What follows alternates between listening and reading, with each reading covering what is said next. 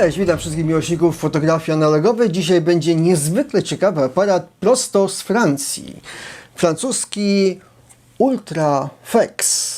Spotkałem się z informacją w internecie, że FLEX oznacza France Export, skrót tej nazwy.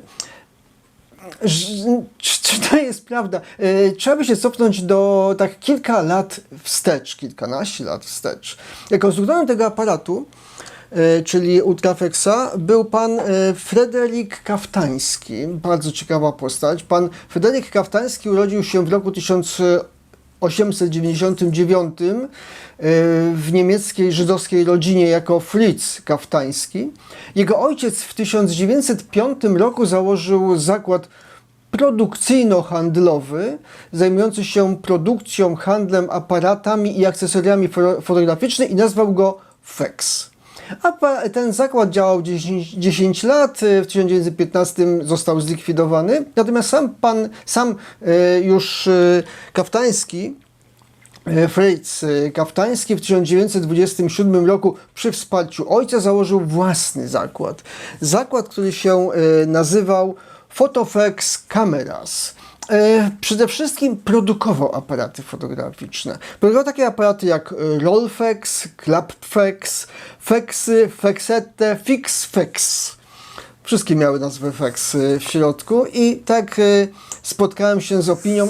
Były to takie przeciętne aparaty, niczym nie wyróżniające się z tłumu innych produkowanych wtedy aparatów. I było tak do roku 1934, kiedy pan Kaftański zaprojektował aparat SIDA.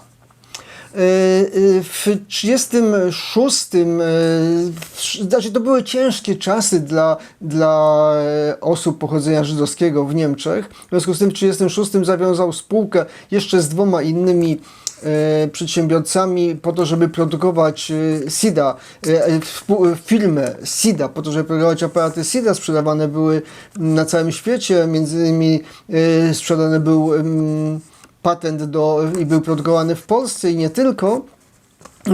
To były związane z aryzacją przedsiębiorstw niemieckich. Było coraz trudniej, w związku z tym w roku 1937 pan Fritz Kaftański przeniósł się do Czechosłowacji, ponieważ tam było łatwiej żyć. Zmienił wtedy imię na Bedřich Kaftański. Jako Bedřich Kaftański założył tam firmę SIDA Flex Cameras, produkujące aparaty SIDA i SIDA Extra, ale też współpracujący wtedy z firmą Dufa i przypisuje mu się, ale nie ma to pewności, że był, jeśli nie projektantem, to współprojektantem słynnego czeskiego aparatu Pioneer, czechosłowackiego aparatu Pioneer, o którym był film już na kanale Fotografia Analogowa. W tym samym roku też z filmą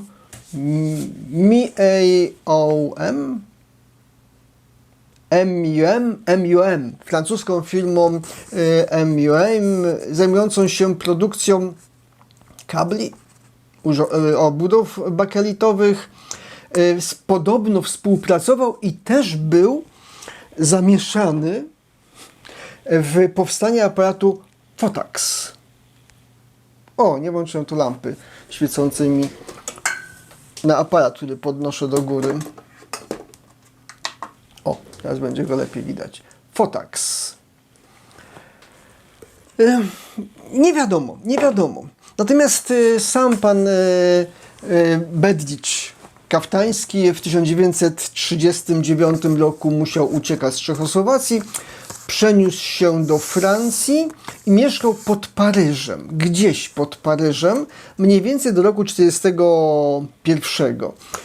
Nie produkował niczego, nic nie robił, nie zakładał żadnej firmy, ale w związku z agresją Niemiec na Francję uciekł do wolnej Francji, czyli do tego ostatniego kawałka, który nie był zajęty przez Niemców, czyli do Lyonu, i tam postanowił otworzyć firmę. W związku z tym, że to były takie czasy, że obcokrajowiec we Francji nie mógł założyć zakładu, żadnej firmy, a już nie mówiąc o Żydzie. W związku z tym wszedł w umowę z panem Buchtel, Mr. Buchtel, z którym założył firmę w 1943 roku, która się nazywała FEX. I podobno przy zakładaniu firmy właśnie wtedy wytłumaczyli, że to FEX to jest od France Export. Przy czym firma, prawdę mówiąc, nigdy niczego nie eksportowała. Później zmieniła nazwę na FEX Indo, dobrze mówię? Indo, później na samo Indo, natomiast produkowała aparaty FEX. Pierwszy aparat, który wyprodukowała firma FEX, ta z Lyonu, był to drewniany aparat z, jak to mówią, z marnym obiektywem, bo tylko taki był wtedy dostępny. Zresztą aparat drewniany pomalowany na czarno. W czasie wojny było mało produkowanych we Francji aparatów fotograficznych na rynek cywilny, a to był aparat na rynek cywilny. W każdym razie produkowali taki aparat. Poznał on wtedy w międzyczasie wtedy już Fryderyk Kaftański, ponieważ wyjeżdżając do Francji znów zmienił imię i to imię chyba zostało już z nim do końca, czyli Fryderyk Kaftański, chociaż jeśli się szuka informacji, lepiej pod Fritz Kaftański szukać informacji w internecie. Natomiast pan Fryderyk Kaftański poznał wtedy Yvonne Chadepoux, panią, która przez pewien czas reprezentowała jego interesy, a w 1945 pobrali się i założył wtedy firmę Kafta. Ale jeszcze cały czas będąc w współpracy z panem Buchtelem w 1947, niektórzy mówią 1949, skonstruował i rozpoczął produkcję aparatu, który dzisiaj jest bohaterem naszego odcinka, czyli Ultrafex.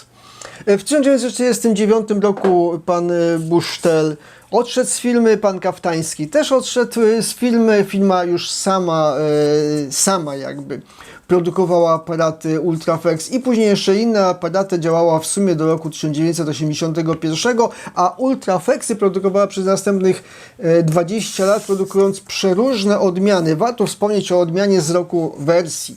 Z roku 1951, która jest nazywana wersją Himalaje, bo to jest jakby spojrzeć na niego, to tu w tym miejscu nie ma plakietki u mnie. Powinien być malutki napis FEX, ale w niektórych modelach później pojawia się napis Himalaje. W 1951 roku młody student postanowił pojechać w Himalaje, zrobić wyprawę w Himalaje i jednym ze sponsorów była wtedy firma FEX Indo, między innymi poprzez danie mu aparatu do tego, żeby takiego dobrego aparatu, żeby robił zdjęcia w Himalajach. Przez to na następnych wersjach, tu jest pudełko z wersji Himalaje, jak po powrocie okazało się, że wow, to jest naprawdę świetny sprzęt, wytrzymuje takie rzeczy. Niestety tego pierwszego egzemplarzu, który pojechał wtedy w Himalaje, nie ma, ponieważ student, którego nazwiska gdzieś mi przewinęło się, ale to uciekło mi, później nie mogłem znaleźć. Wyjechał w 52 czy 53 jeszcze raz w Himalaje i niestety już nie wrócił. Zginął tam razem z aparatem. Może ktoś kiedyś znajdzie ten historyczny aparat, natomiast aparat sprzedawał się jeszcze w wielu wersjach. Ja mam tutaj wersję, to jest wersja trzecia. One na oko się różniły bardzo mało. Co to jest w ogóle? Pełen aparat z bakelitu. Bakelit w latach 30. ubiegłego wieku zrobił się modny, w 50. był bardzo modny, ponieważ można było go ładnie kształtować, był tani. Aparat, który wykorzystuje w swoim jest to aparat średnioformatowy, robiący zdjęcia 6:9. Na negatywie, właśnie ciekawostka, tu jest w nim jedynie możemy używać negatywów typu 620 kodakowskich i to jeszcze tak skonstruowane jest, że w pierwszych wersjach tego nie było. W późniejszych wersjach jest specjalna do blokowania rolki śruba, która idzie przez środek rolki i nie da się typowej 120 nawet po przycięciu kantów założyć, bo nie da się przełożyć rolki przez nią. W pierwszych nie było tej blokady egzemplarzach, modelach. i on się przesuwał i potrafił się zaklinować. Dlatego spotkałem wersję, gdzie ktoś prywatnie nawiercił to i zrobił śrubę w starszym modelu, a później właśnie już fizycznie w tych nowszych modelach było zrobione. Powiedziałem format, dlatego trudniej się nim robi zdjęcia, bo trzeba każdy negatyw przewinąć i mieć oryginalne dwie metalowe szpulki. Aparat do robienia zdjęć wymaga wyjęcia. Spust ma blokadę spustu, bo nie możemy ją zablokować i nawet jeśli mamy cienięty niechcący, nie zrobimy zdjęcia. Tu w moim jest niestety ułamana, sam to ułamałem, ale bakelit jest tak kruchy, że po prostu zamykając go, on powinien automatycznie, jeśli jest zamknięty pod skosem, on automatycznie powinien tą blokadę popchnąć, żeby zablokowała spust. I mi tego nie zrobił do końca i pękł i to patrzyłem smutno na niego. Sam aparat ma obiektyw, jest to menisk. Menisk, patrzymy na niego, złap mi ostrość na aparacie. Piękne, niebieskie, to nie są niebieskie powłoki, on nie ma żadnych powłok. To jest po prostu niebieski pierścień, który jest pod spodem, który daje piękne złudzenie powłok, natomiast obiektyw nie ma powłok, choć ja gdzieś tu robiłem zdjęcie pod słońce i zdjęcie gdzieś, ale czy nie zrobiłem zdjęcia pod słońce? Niemożliwe. To jest pod słońce zdjęcie zrobione. To jest pod światło zrobione zdjęcie tych barierki. I stracił kontrast, ale nie jest tak źle. Naprawdę nie jest tak źle. Do tego mamy migawkę, która ma, jak to opisują, 3 czasy. 1/25, 1/100 i czas B. Ja robiłem na 1/100, ponieważ 1/25 przy obiektywie, który jest najprawdopodobniej około 85 mm, ten menisk ma ogniskową. Jeśli menisk może mieć ogniskową 85 mm, tak bym zakładał. Może 100? Nie wiem.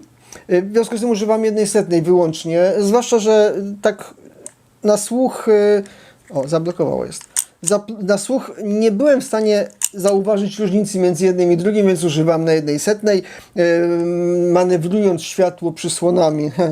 Żart. Mamy dwie przysłony, normalna i intensywne, czyli jak świeci słońce. Przeważnie robiłem na intensywne, chyba że właśnie tak jak to przed chwileczką pokazywane, gdzie robiłem pod słońce, to przymknąłem przysłonę raczej odwrotnie.